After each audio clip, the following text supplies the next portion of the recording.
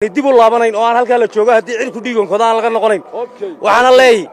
daada gabay haddaan soo xigtoon deelka yara raaco dareenkii abwaannimo haddaan dawga ku aroorsho dalka horumarkiisii haddaan dulucda sii baadho ma dameero geel dhaamay baa daayin aragteenba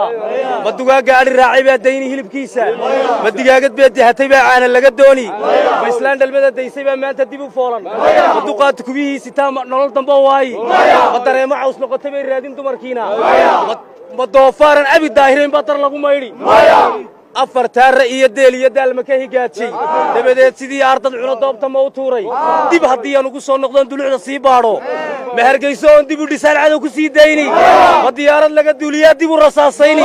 ma duulaankii cadowgaa mar kale doonni iga leexi maanay xornimo doonayaa lay dulmiyi maanta afar taara iyo deel iyo daalma ka higaajay dabadeed sidii ardad cuno doobta ma u tuuray dib haddii aan ugu soo noqdon dulucda sii baadho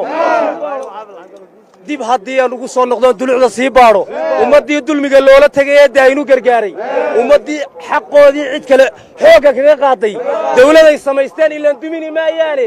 dib inay xamar ugu noqdaan daacada weegin